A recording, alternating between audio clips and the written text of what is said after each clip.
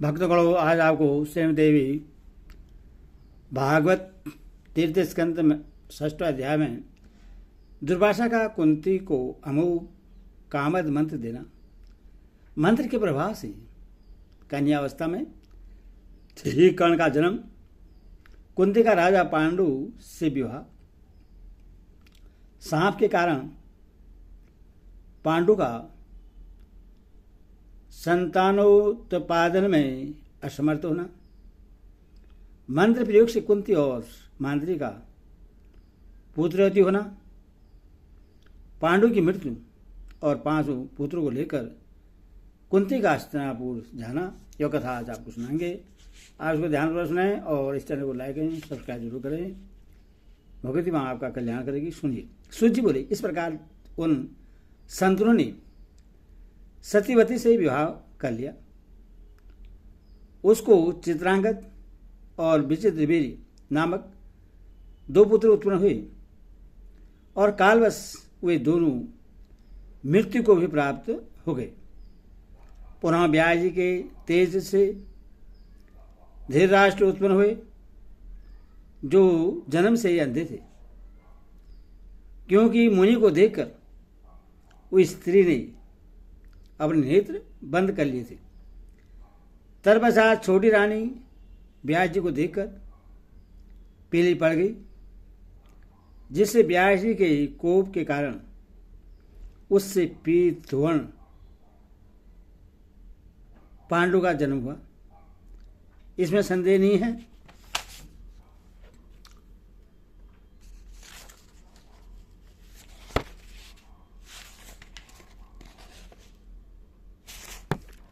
संदेह नहीं है कि निपुण दासी ने व्यास जी को संतुष्ट किया, जिसके परिणाम स्वरूप धर्म ज्ञान, सत्यवादी तथा पवित्र विचार वाले विदुर उत्पन्न हुए। बड़े होने पर भी अंधे होने के कारण धृतराष्ट्र को राज्य नहीं दिया गया और छोटे होते हुए भी पांडु को ही मंत्रियों ने राज शासन पर अभिषिक्त किया। भीम की सम्मति से ही महाबली पांडु को राज्य प्राप्त हुआ तथा प्रतिभा संपन्न विदुर जी मंत्रणा कार्य में नियुक्त किए गए। धृतराष्ट्र की 2 स्त्रियां थीं। उनमें पहली सुबली पुत्री गंधारी कही गई है और दूसरी एक वैश्य पुत्री थी, जो गृह कार्य में प्रतिष्ठित की गई थी। वेदवादी विद्वानों ने पांडु की भी 2 पत्नियां बतलाई हैं।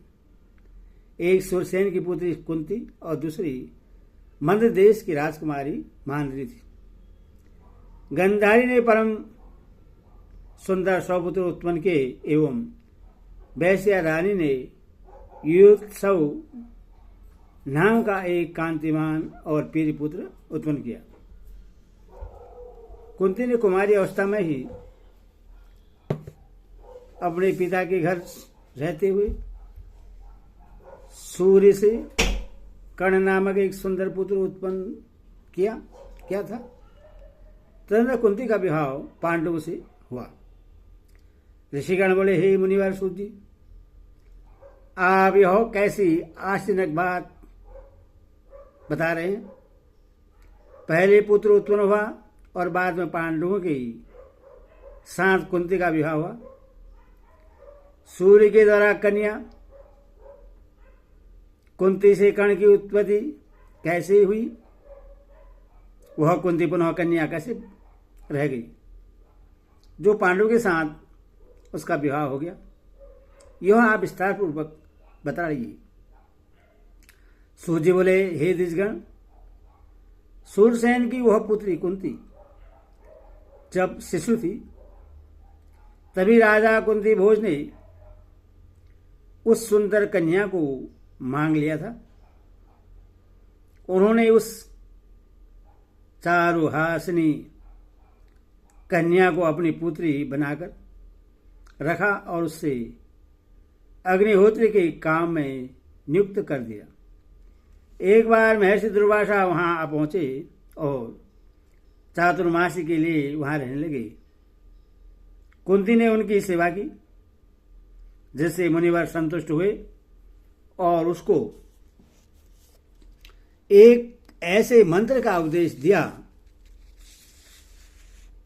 जिसके प्रयोग से अविवाहित किए गए देवता स्वयं उपस्थित होंगे और उसकी अभिलाषा पूर्ण करेंगे।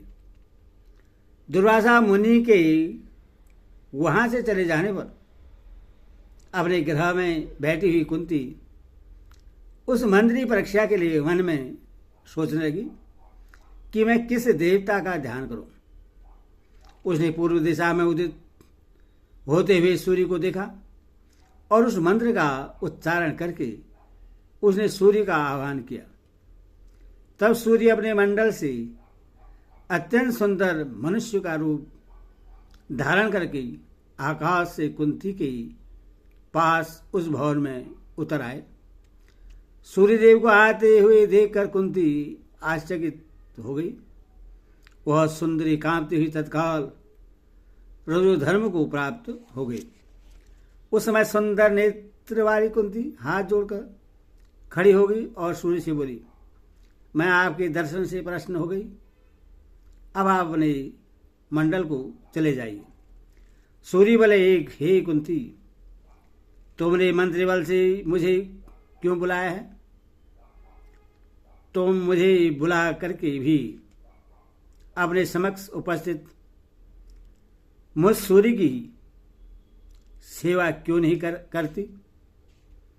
हे चारुलोचने, मैं इस समय कामार्थ हूं, अतः प्रेम के साथ मेरा सेवन करो। मंत्र के द्वारा अधीरता को प्राप्त मुझको तुम विहार करने के लिए ले चलो। कुंती बोली, हे धर्मज्ञ, मैं अभी कन्या हूं। हे सर्वसाक्षिणी, मैं आपको प्रणाम करती हूं। हे सुब्रत, आप मेरे प्रति अनुचित बात न कहें, क्यों मैं कुलीन कन्या हूं। सूर्य बोले, यदि मैं इस समय व्यर्थ लौट जाता हूं तो मेरे लिए बड़ी लज्जा की बात होगी और मैं सभी देवताओं में निंदा का पात्र बनूंगा। इसमें शेष नहीं है। हे कुंती, यदि तुम मेरे साथ रमण नहीं करोगी तो मैं तुम्हें तथा उस मुनि को सांप दे दूंगा जिसने तुम्हें वह मंत्र बताया है। हे सुंदरी, तुम्हारा कन्याधर्म स्थिर रहेगा, इस रहस्य को लोग नहीं जान सकेंगे। तथा हे वरानने, मेरे समान ही तेज पुत्र तुमको प्राप्त होगा। यह कहकर सूर्यदेव अपनी ओर आसक्त मन वाली एवं लज्जाशील उस कुंती से ससर्ग करके तथा उससे मनोवांछित वरदान देकर चले गए। इस प्रकार उस सुसोणी कुंती ने गर्भ धारण किया और वह अत्यंत गुप्त भवन में रहने लगी। केवल उसकी एक प्रिय दासी ही इस रहस्य को जानती थी। कुंती के माता पिता भी इससे नहीं जानते थे।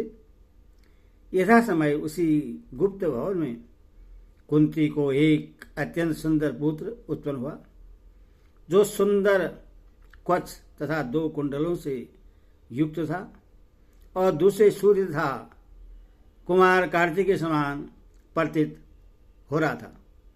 धात्री ने उससे अपने हाथ में उठाकर लज्जायुक्त कुंती से कहा, हे सुंदरी, मैं यहाँ हूं, अतः तुम किस बात की चिंता कर रही हो?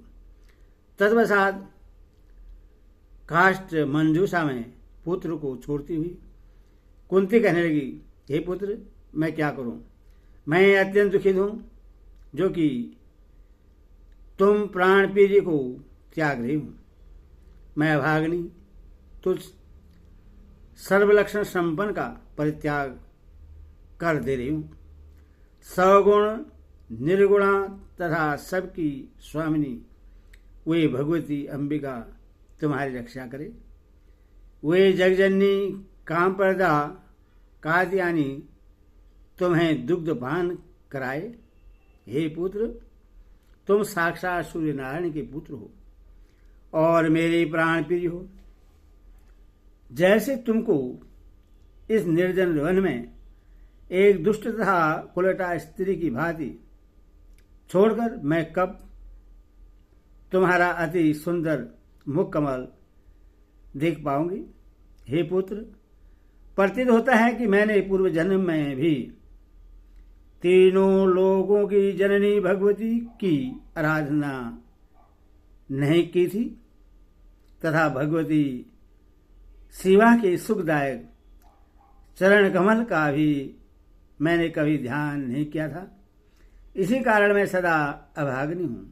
हे पीर, मैं तुम्हें इस वन में त्याग कर जानबूझकर स्वयं किए गए इस पाप का स्मरण करती हुई संताप सोऊंगी।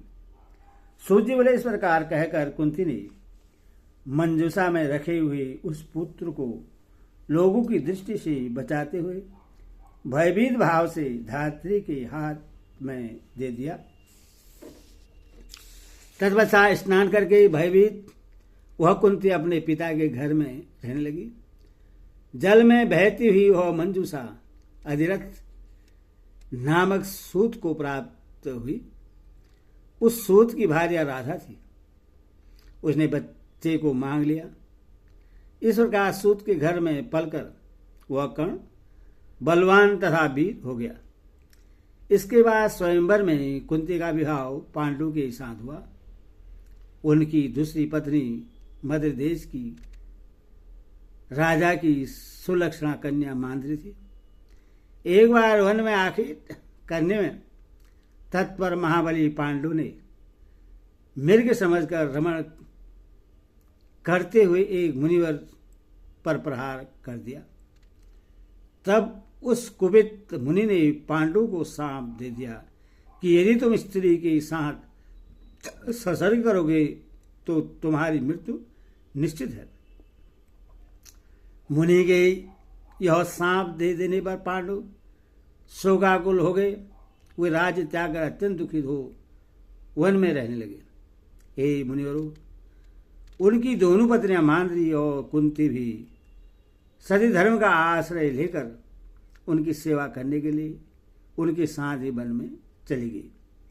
राजा पांडु गंगा जी के तट पर मुनि के आश्रमों में रहने लगे और धर्मशास्त्रों का स्मरण करते हुए कठिन तपस्या करने लगे। किसी समय कथा प्रसंग में सम्यक प्रकार से पूछने पर किसी मुनि के द्वारा कहा गया यह धार्मिक वचन राजा ने सुना। हे परंतप, अब पुत्र की गति नहीं होती, वह स्वर्ग जाने का अधिकारी नहीं होता। अतएव जिस किसी भी उपाय से पुत्र उत्पन्न करना चाहिए। अंशज पुत्री का पुत्र क्षेत्रज गोलक कुंड शोहण कालीन कीर्ति वन में प्राप्त पारण करने में असमर्थ किसी का दिया हुआ इतने प्रकार के पुत्र पिता की संपत्ति के उत्तराधिकारी कहे गए हैं। इनमें उत्तरोत्तर एक दूसरे से निकृष्ट पुत्र हैं, यह सुनिश्चित है। यह सुनकर राजा पांडु ने कमल के समान नेत्र वाली कुंती से कहा, तुम किसी तपोनिष्ठ मुनि के पास जाकर शीघ्र पुत्र उत्पन्न करो। मेरी आज्ञा होने के कारण तुम्हें दोष नहीं लगेगा। मैंने सुना है कि पूर्व काल में महात्मा राजा सौदास ने वशिष्ठ से पुत्र उत्पन्न कराया था। कुंती उनसे यह वचन बोली सभी कामनाएं पूर्ण करने वाला एक मंत्र मेरे पास है। हे प्रभु, पूर्व काल में महर्षि दुर्वासा ने सिद्धि प्रदान करने वाला वह मंत्र मुझे प्रदान किया था। हे राजन, मैं इस मंत्र द्वारा जिस देवता का आह्वान करूंगी वह निमंत्रित होकर निश्चय ही मेरे पास आ जाएगा।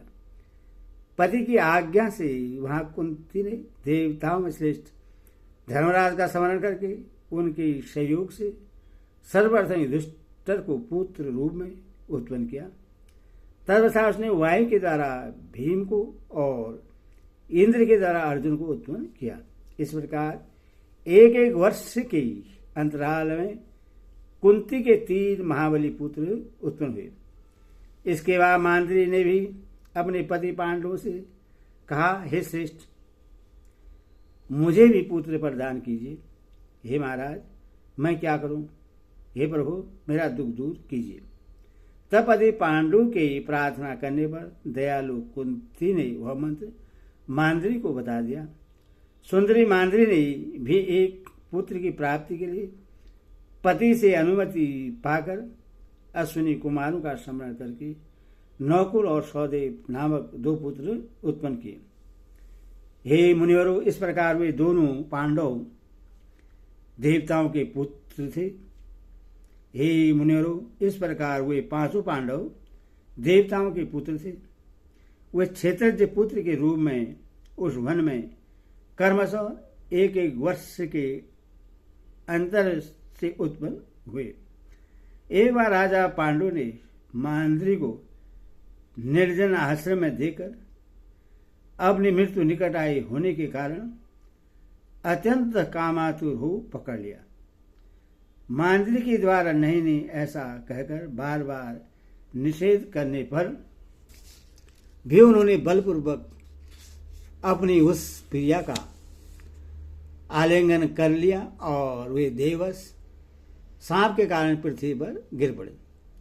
जैसे वृक्ष पर चढ़ी हुई लता वृक्ष के कट जाने पर गिर पड़ती है, वैसे वह रानी माद्री भी बहुत रुदन करती हुई गिर पड़ी। उस समय कोलाहल सुनकर रोती हुई कुंती, सभी बालक और महाभाग मुनिगण भी वहां आ गए।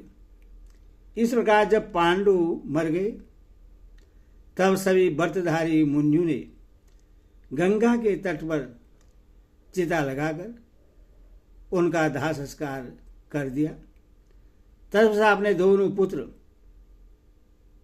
कुंती को सौंप करके सती धर्म का पालन करते हुए वह मांद्री सत्य की कामना से उनके साथ ही सती हो गई।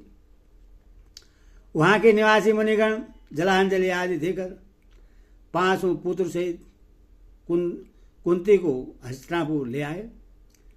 धीराशी नगरी हस्तिनापुर में कुंती के आने का समाचार पाकर भीष्म विदुर आदि सभी लोग वहां आ पहुंचे। सभी लोगों ने कुंती से पूछा, हे सुमुखी, ये किसके पुत्र हैं?